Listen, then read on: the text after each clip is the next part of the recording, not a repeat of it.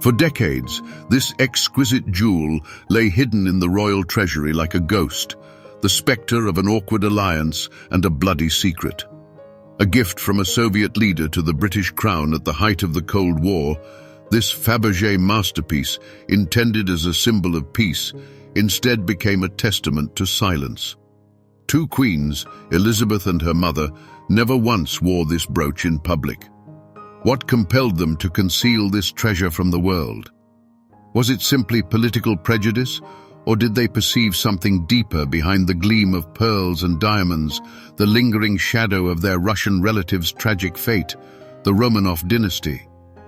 Today, we'll unravel why a gift meant to thaw icy relations itself remained frozen for half a century deep within the royal vaults, and what transformed when it was finally touched by the hand of a new queen.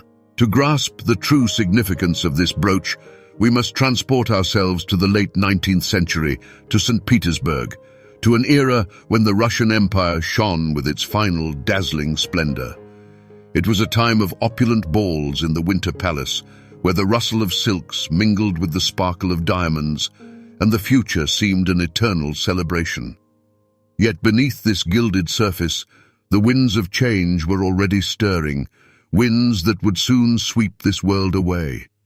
It was within this fragile world, brimming with contrasts, that the most exquisite works of jewelry art were conceived. At the heart of this world stood Carl Fabergé, a jeweler whose name became synonymous with unparalleled luxury and artistic genius. He was not merely a merchant of precious stones. He was an artist, a sculptor, and a visionary who transformed a family business into an empire of elegance, earning the esteemed title of supplier to the imperial court. To commission a piece from Fabergé was not simply to buy an object, but to acquire an artifact, a piece of history crafted at the zenith of jewelry artistry. Fabergé's unique brilliance lay in his obsession with detail and naturalism. Legend has it that a complete orangery was cultivated near his workshops, where jewelers could spend hours studying live blossoms, their delicate curves, subtle hues, and intricate textures. His aim was not to merely replicate nature, but to capture its very soul, to immortalize the fleeting beauty of a spring flower in eternal materials, gold, enamel, and precious stones. This approach transformed each piece into a marvel, where artistry transcended the value of the materials themselves. One of the firm's most devoted and discerning clients was Empress Alexandra Feodorovna. Her favorite flowers were lilies of the valley, a symbol of purity, tenderness, and domestic bliss. Aware of this passion, Emperor Nicholas II, who loved his wife boundlessly, would order entire baskets of fresh lilies of the valley to be delivered to her by special trains from the French Riviera. These delicate blooms filled her private chambers in the Alexandra Palace, creating an atmosphere of perpetual spring. It was in this context, around 1896, that the concept for our brooch was born. While no direct documentation of the commission survives, most historians agree it was a personal request from the emperor himself. He wanted to give his Alex something more than mere flowers, their imperishable essence. Most likely, Mikhail Perkin, the firm's headmaster and creator of the famous Lily of the Valley egg, worked on the brooch. The concept was both simple and ingenious, to craft a jewel that was not ostentatiously luxurious, but intimate and sentimental, understood only by the two of them. Thus, from the emperor's love, the empress's tenderness, and the jeweler's genius, emerged not merely a brooch, but a breath of spring, frozen in gold and pearls. A small sprig of lilies of the valley, meant not for grand public appearances, but to grace the gown of a beloved woman and remind her of warm affections impervious to time or the harsh northern winters. At first glance, the brooch appears deceptively simple. It boasts no enormous flashy stones, no imperial extravagance that we typically associate with Romanov treasures. Yet it is precisely in this understated elegance that Fabergé's genius truly soars. It is not merely a piece of jewelry, it is a miniature sculpture, a botanical study frozen for all eternity. Let's examine it under a magnifying glass. The heart of the composition is an exceptionally delicate stem crafted from white gold. The choice of metal is no accident. Its cool lunar gleam perfectly conveys the fragility and tenderness of a spring blossom, a stark contrast to the warmer, more opulent yellow gold. The stem gracefully arches as if swaying in a gentle breeze, and this very movement imbues it with life. From it unfurls a single leaf, executed with astounding complexity. It is coated in translucent green enamel, meticulously applied over a guilloché surface of finely engraved gold texture. This technique creates an incredible play of light. The enamel doesn't just lie as a lifeless layer, it glows from within, mimicking the veins and vibrant flesh of a real leaf, freshly plucked from a garden. From the flexible stem dangle tiny bell-shaped buds. And here, we encounter another marvel of jewelry artistry. Each bud is a perfectly selected pearl of impeccable spherical form. Their milky, soft luminescence contrasts beautifully with the cool shimmer of the metal. Fabergé's artisans spent countless days finding pearls that precisely matched in size and shade, creating the illusion of a flower in various stages of bloom. Their surface feels cool to the touch, and their weight is almost imperceptible, as if they might at any moment chime with a quiet, porcelain-like sound. But the ultimate secret that brings this composition to life is a scattering of the tiniest rose-cut diamonds. They are not the central focus. Their purpose is entirely different. The jeweler scattered them along the stem and leaf with an almost artful randomness, as if nature itself had placed them there. These icy sparks are nothing less than morning dewdrops frozen on the flower. When light strikes the brooch, they ignite in a myriad of tiny flashes, making the entire piece shimmer and breathe. They do not weigh it down. On the contrary, they lend it an ethereal lightness and fleeting beauty. The entire composition is striking in its authenticity. Fabergé achieved a remarkable feat. The precious materials ceased to be mere materials. Gold became a supple stem, enamel a living leaf, pearls delicate petals, and diamonds morning moisture. There is not a single superfluous detail, not one element that screams of its cost. This is an object for the connoisseur, for those who can recognize a true work of art within a piece of jewelry. Holding such a treasure, one can feel its almost weightless lightness, yet simultaneously sense the colossal weight of the talent, patience, and love invested in it. This is more than just a brooch. It is a materialized declaration of love, encrypted in the language of flowers and gemstones, understood only by the initiated. Unlike the triumphant unveilings of the Vladimir tiara or other grand Romanov jewels, the Lily of the Valley brooch's debut was quiet, almost silent. It wasn't recorded by newspaper chroniclers or discussed by courtiers.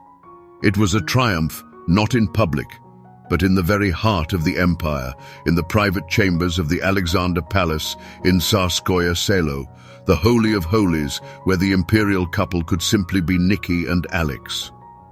Imagine a tranquil spring day. Empress Alexandra Feodorovna, in a simple light dress of crepe or muslin, sits by a window with a book or needlework. The emperor enters, holding a small holly box bearing Fabergé's distinctive stamp.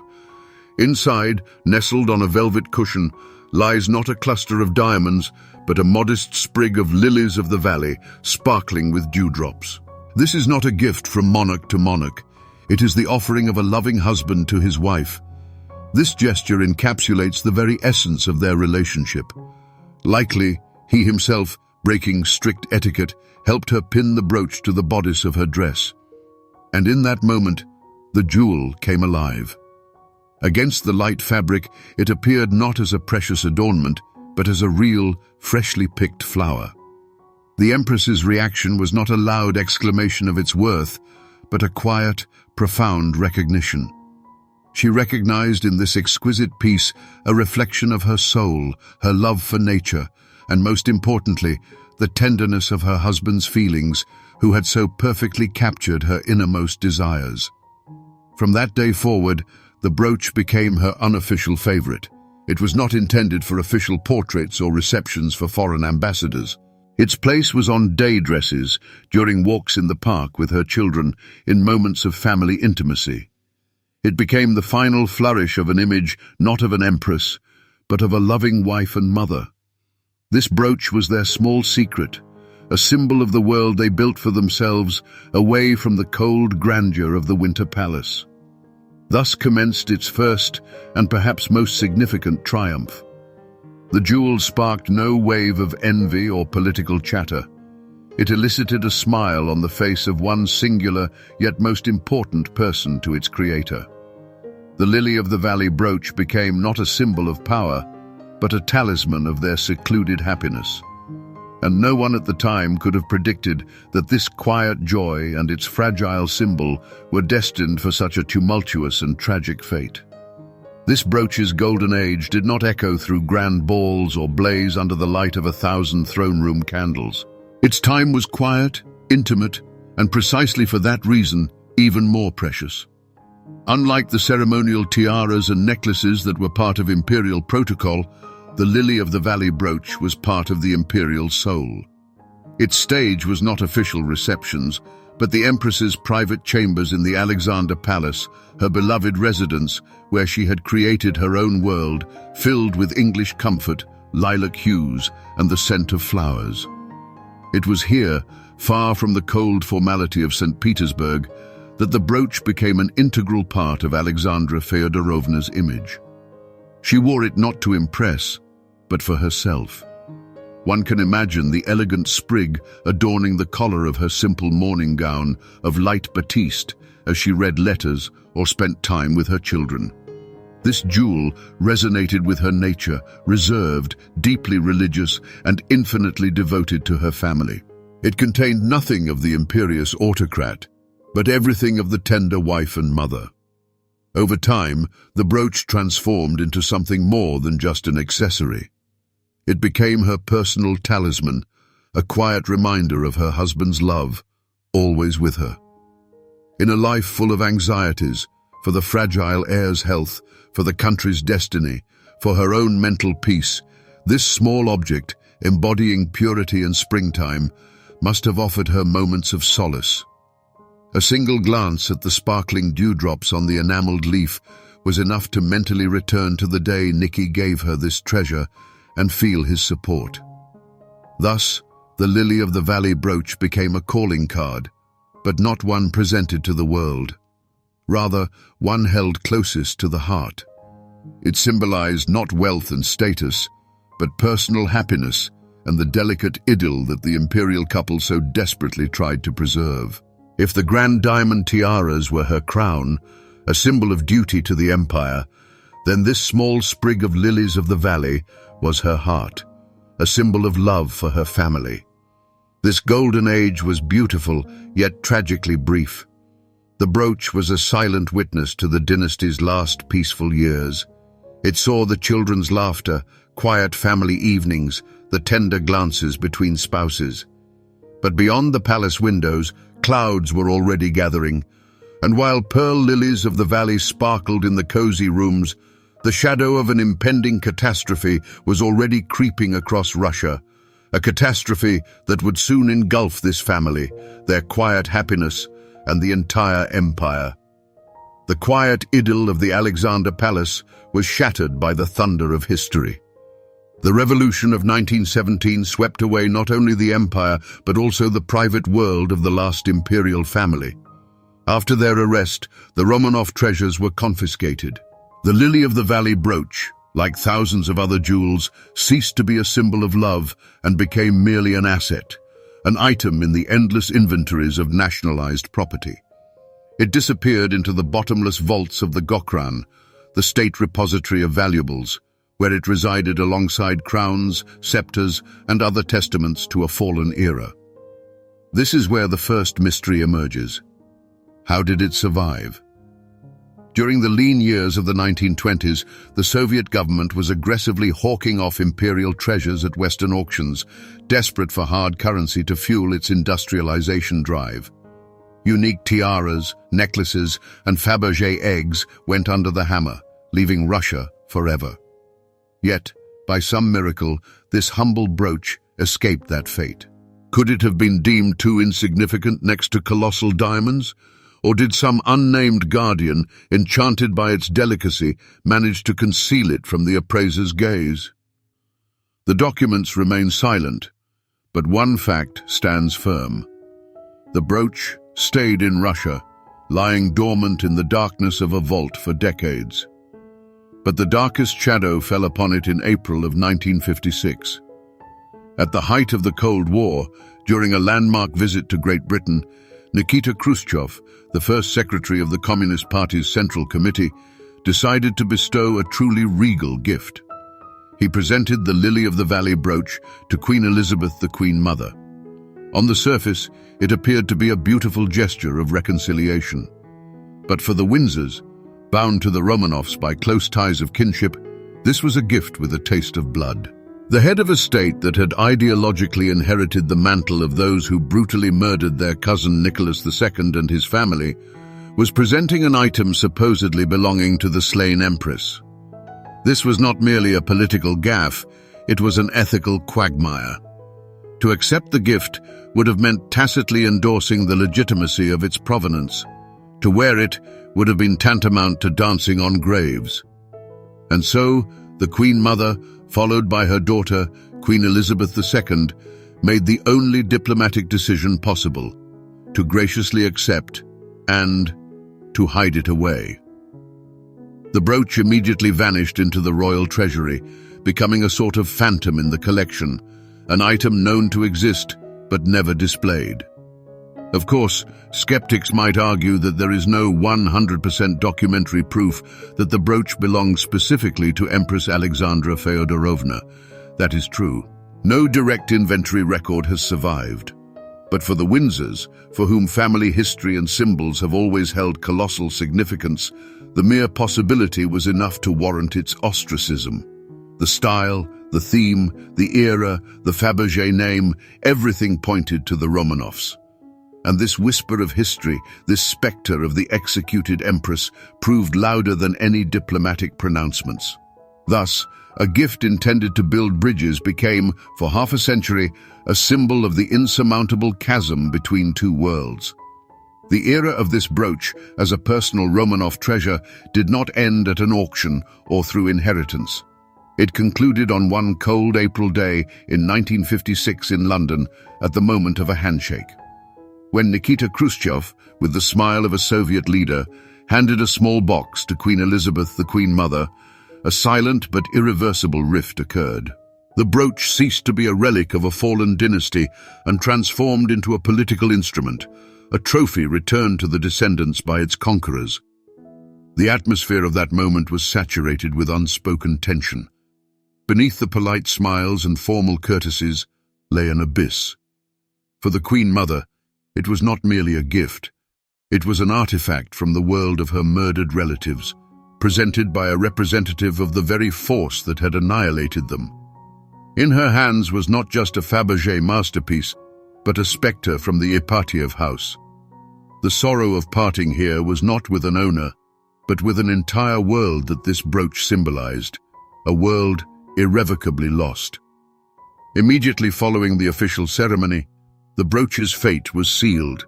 It was not put on public display, nor was it added to the personal jewels worn daily. Its journey led deep into the royal vaults of Windsor. There, in pristine conditions, alongside other historical treasures, it began its long life in the shadows. From a talisman of love, it transformed into an exhibit with an awkward history, a silent prisoner of diplomatic protocol. For nearly 50 years, it remained in this honorable oblivion. 50 years of silence following a tumultuous and tragic youth. To the world, it practically ceased to exist. Its story had ended, relegated to a mere footnote in the catalogues of the royal collection. This marked the end of an era, not just for the brooch itself, but for its very perception. It was no longer a living adornment. It had become a historical artifact, too heavy with its past to simply grace a lapel. The world had changed, and it seemed there was no longer a place for Fabergé's delicate lilies of the valley within it. Almost half a century passed. The world changed beyond recognition. The Soviet Union, which had gifted the brooch, collapsed and became a historical artifact itself. The Queen Mother and Nikita Khrushchev, the main players in that awkward scene, had long since departed this world. The political venom that permeated the gift gradually dissipated over time, leaving behind only a complex historical trail. The brooch awaited its moment, and that moment arrived when a woman with her own complicated history, less constrained by the ghosts of the past, entered the royal family. Its triumphant return did not occur at a state reception or a coronation. It happened in 2006 at a much more personal and warm event. The wedding of Laura Parker Bowles, daughter of Camilla, then still the Duchess of Cornwall. Amidst the sparkle of other more imposing jewels, attentive observers noticed a discreet sprig of lilies of the valley on her attire. This appearance was like a trial balloon, launched with incredible boldness. Camilla didn't just wear a forgotten ornament. She performed an act of symbolic liberation, releasing the relic from its half-century imprisonment.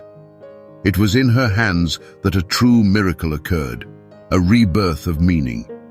If, for Empress Alexandra, the brooch was a symbol of tender marital love, and for Elizabeth and her mother, a reminder of tragedy and political awkwardness, then for Camilla, it gained an entirely new, deeply personal interpretation.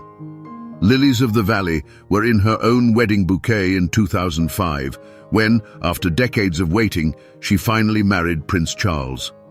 By wearing this brooch, Camilla severed its tragic past and claimed its symbolism for herself.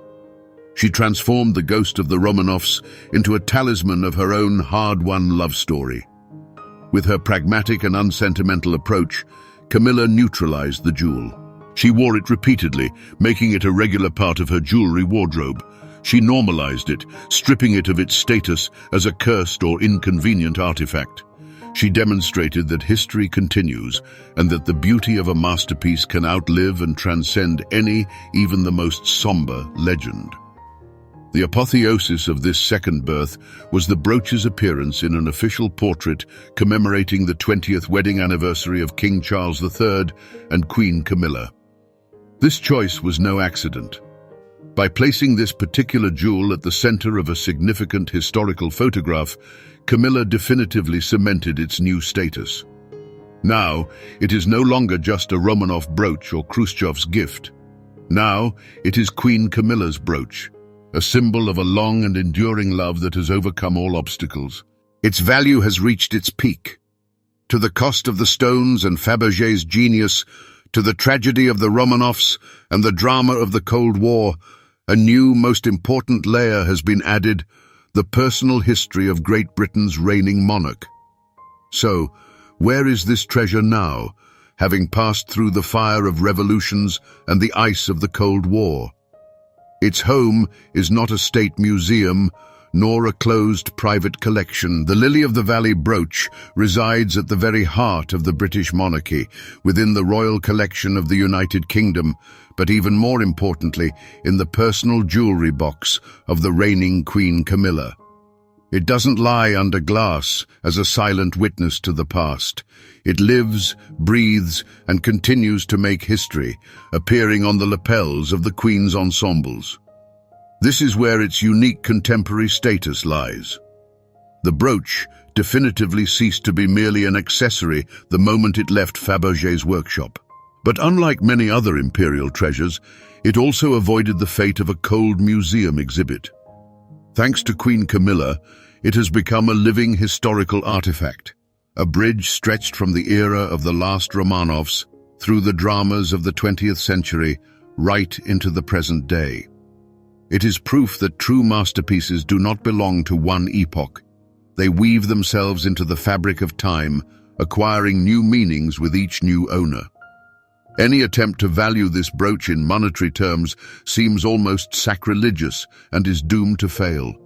Its worth is comprised not so much of the carat weight of its diamonds or the heft of its gold, but of intangible yet far weightier factors. Yes, It is gold, pearls, and diamonds of the highest quality.